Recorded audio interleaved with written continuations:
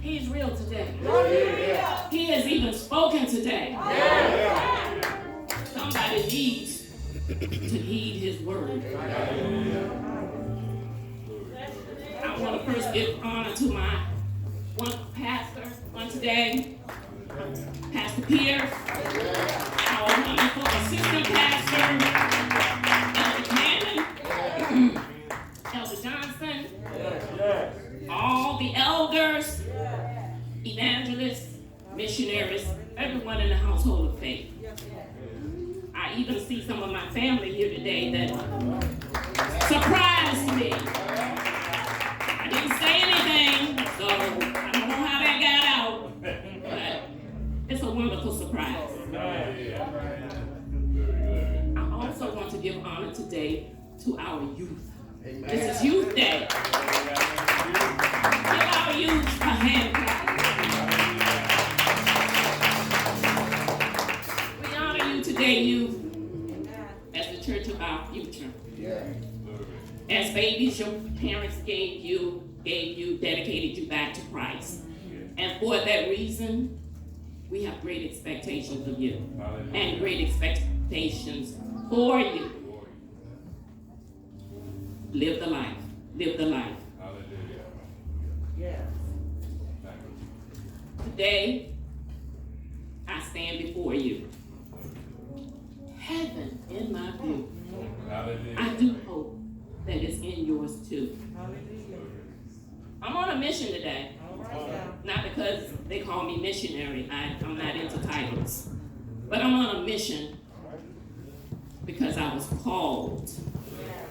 I was a little reluctant, but because I was called, I'm taking my mission seriously.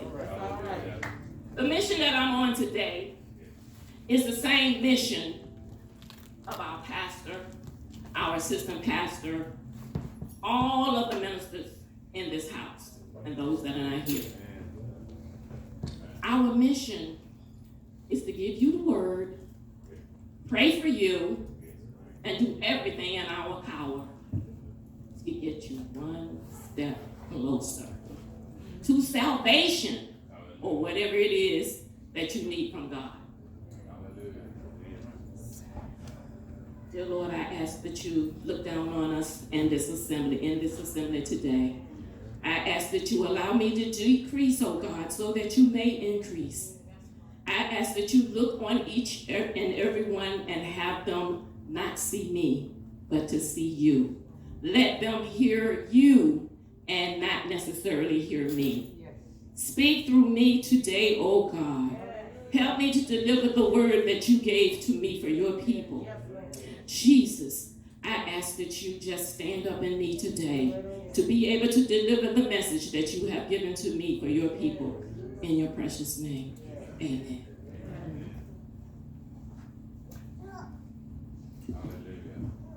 I have to say, I'm a little saddened, simply because for the last few Sundays, since the doors of the church have been reopened, I have watched God move through this place. He moved through here today. In these services, some of you have gotten in the rain. Yes. Some of you have not. This is not a movie theater. This is not an entertainment center. This is the church of God. It's his house. When the rain is coming down, you should get in the rain, young people, middle-aged people, older people. Get in the rain. It makes me sad. Since the doors of the church have been reopened, someone should have gotten saved. Amen. I don't want you to get me wrong. I'm not saying that you can't get saved somewhere else. He can save you anywhere. Any day. Any time of the day. He can save you outside of the walls of this church. He can save you in another church. He can save you at home. He can save you on the street. He can save you on your job. But your heart has to be right. I don't know why I'm telling you this, because it's not my topic today. But he can save you. God is real. You heard it today through our pastor. God is real. I just don't know why God chose me. I like to sit back and be fed. Being fed is a good thing. And I like doing it. I like being fed. But he called me. And so that is what I'm going to do. As I stated, I take my mission seriously. Today, we will be coming out of 3 verses, 3 chapters, 3 different books. Well, 2 different books. We're coming out of Romans 12 and 2. Psalms 37, 23 and 24. And the Psalm 119, verse 133. We will begin with Romans. Young people, I want you to take this into your heart. It reads thus: and be not conformed to this world, but be ye transformed by the renewing of your mind, that you may prove what is that good and acceptable and perfect will of God. We're going to expound later. We're going to go to Psalm 37, 24, 23 and 24.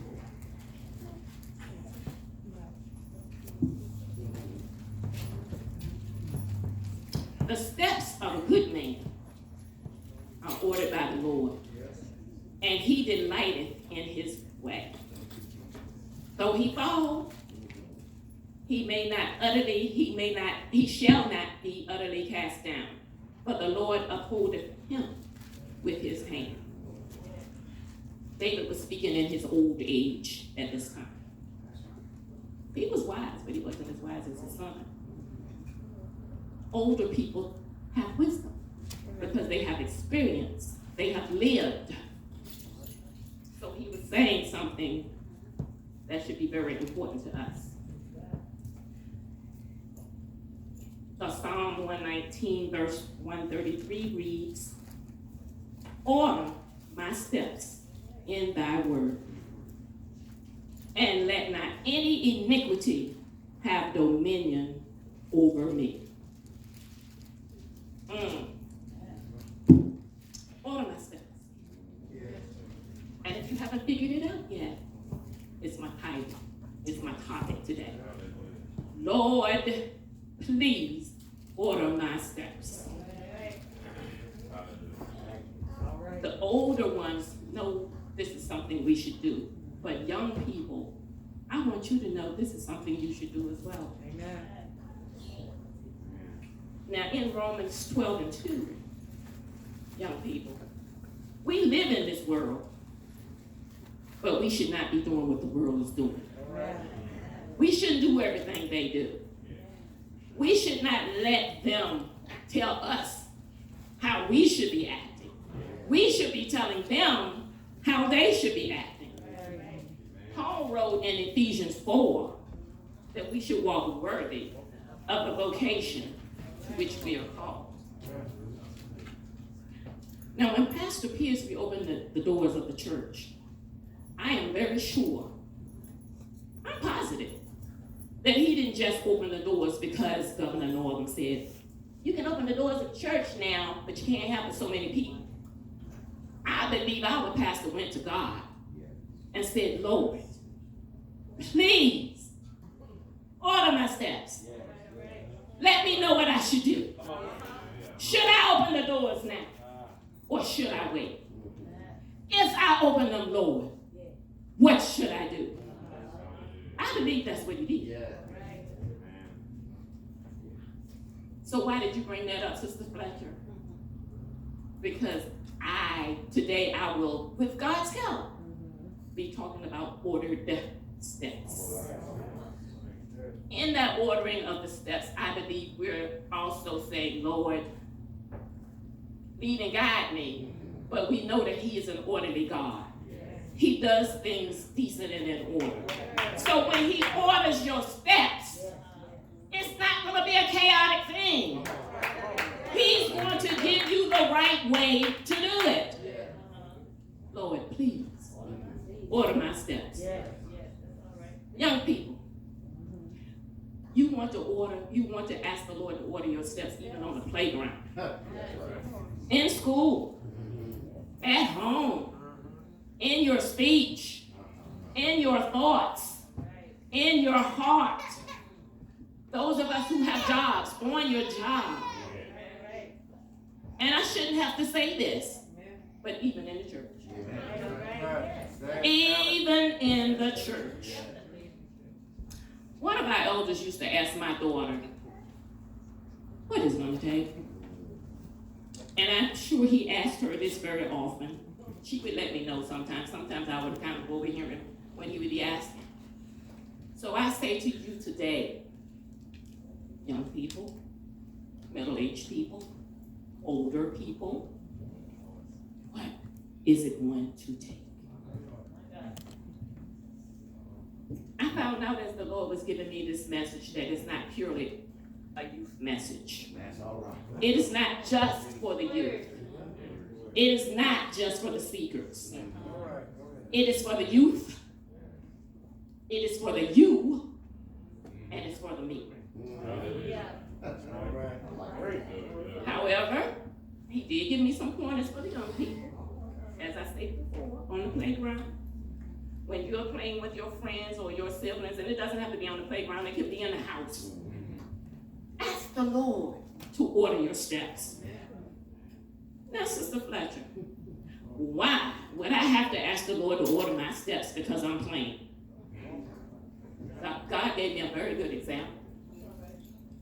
You are out there on the playground playing with one of your friends. Somebody gets pushed. Our natural instinct is to want to push back. Keep this in mind. Did you ball up your fist, draw it back, and punch them?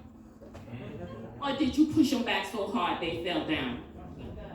Their head hit the concrete. Somebody ended up in a hospital, possibly in a coma. What are you going to tell your parents? What are you going to tell that child's mother and father? What are you going to do? Now, go back. The person pushes you. Lord, please order my steps.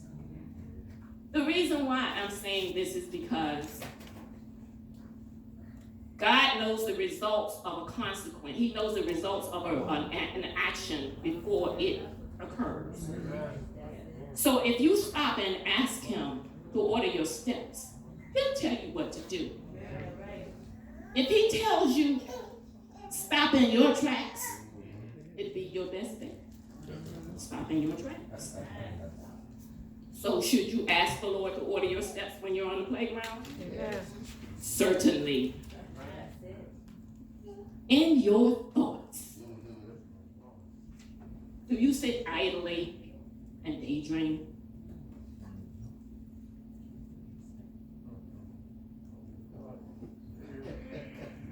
Do you do it? Amen. Do your daydreams become the devil's playground? God forbid. Don't let your mind wander too long. Don't let it wander too far. Open up the Word. Do something interesting like learning the 23rd Psalm. learning the 100th Psalm. Those are two of the Psalms that are easy to memorize. Pray. You know how to pray. You can talk. You know how to talk. Talk to God. Sing. Sing to the Lord, though. Lord, please order my thoughts. Order my thoughts, oh God. I need you right now. Yes. What about your heart? Make sure you are not harboring ill will in that heart. Do you dislike somebody for no reason? I see it all the time. I've been an object of that. Meet somebody on a job for the first time, they look you up and down, don't want to talk to you, don't know nothing about you, never met you, you never did anything to them. Do you harbor ill will in your heart? If there is no reason for disliking somebody, go to God. God, please look into my heart. Order my steps, oh God, in this situation. Tell me what to do. When you ask him, he'll tell you. Once he gives you those steps, you step to that person and get it right. If there is no logical reason for that dislike or that ill will or those bad feelings in your heart, ask God to fix your heart. Ask him to fix your heart. Lord, I'm having some terrible feelings about this sister. I'm having some terrible feelings about this brother. I just don't know what to do. Can you fix my heart today, oh God? Lord, fix my heart. Young people, your friends, be careful who you keep company with. The word tells us to choose our friends wisely so that they will not corrupt us.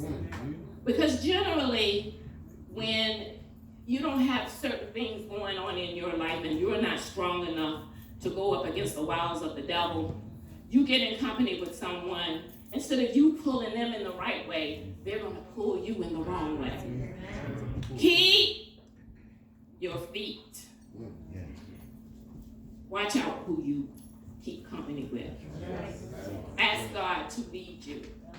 Even if you find out that you have a friend that's really so important to you. I've been knowing them since I was 2 years old. That's my best friend. But what is it about your best friend that's so special? Are they more special than God? Do they mean more to you than God? Lord, please help me choose my friends. In school. Now, why should I have to ask the Lord to order my steps in school? Why? I know what I'm doing. I've been going to school for 10 years. Well, in school, you still should ask the Lord to order your steps. How about that test that you crammed for all week long? You get to that day, and everything has gone. Your mind is blank. Lord, help my remembrance. Yes, Lord. Bring it back, Lord. Yes, Jesus. Lord, I need you. Yes. Order my thoughts, oh God. Don't let me look at that other paper. Don't let me look over there, oh God. Lord, please, order my steps. I'm telling you why it's important to ask the Lord to order your steps. When you're at home and your parents say, Tiffany, I need you to go to the garage and do such and such a thing. And you're so busy doing whatever it is you think is so busy that you don't need to go into the garage because your mom or your father asked you to. You need to stop in your tracks. Lord, order my steps. Order my speech. Why did you need to do that at home? Because that retort, that little smart response that you may give your mother or your father may simply get you in trouble. It may get you in some trouble that you don't want to be in. Help me at home, oh God. Order my steps. I need guidance, oh God. Order my steps. Help me to teach my younger siblings how to respond to our parents. Help me, oh God. For those of you who are not in that youth group, when you're at home, do you have neighbors that have lied on you? I have. I have. Do you treat that neighbor right? You do. You can't be mean to them, despite the fact that you know they have told a lie on you. Go to God. Ask him what you should do. I had this situation where this man used to mow my grass without me asking. Never asked him to do it. I had bought a lawnmower. I know how to cut grass. He would cut my grass before I would get home from work. This was years ago. He told one of my neighbors that I asked him to cut the grass, and I did not pay him. I had even told him I can cut my own grass, but he insisted. Did I get mean? Did I go cuss him out? Of course not. You know what I did? I went to the store. I got a gift card. And I gave it to him and his wife for Christmas. That's what I did. Lord, please, order my steps and help me to treat my neighbor right. If you don't agree with a family member, or something that they are doing, or something that they said, should you mistreat them just because they're family? You know, it's easy for us to do things to family that we don't necessarily do to other people. But should you do it? No. Order my steps, oh God. Guide my tongue. Give me the words. Help me to work this problem out, oh God. This was a good one that he gave. Do I go to sleep mad with my spouse and wake up still mad with my spouse? Go for days and don't speak to my spouse? That is not God-like. Lord, guide my thoughts. Guide my speech. Help me to get this thing right. Tell me what to say. Show me what to do, oh God, to get this situation right. We need to have peace between us. We're husband and wife. We should love each other. Order my steps, oh God. In your speech. Speech is very important. That's how we communicate. Do the words that come out of your mouth reflect Christianity? Do you get involved in jokes that are very unbecoming to a Christian? Now let's be real. Let's be real. We kid among ourselves. We do. And we definitely kid with our family members. But there is a boundary. We have to know what to say, when to say it, and who to say it to. Lord, you see me. You hear me.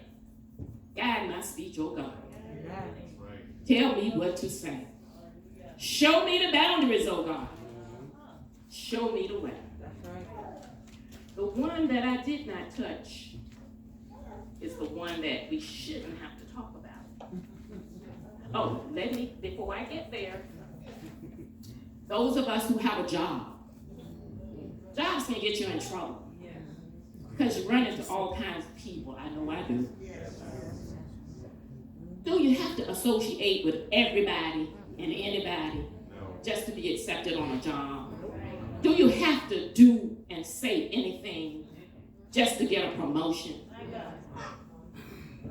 We have to love our co-workers. But we do not have to remain in our presence under negative circumstances.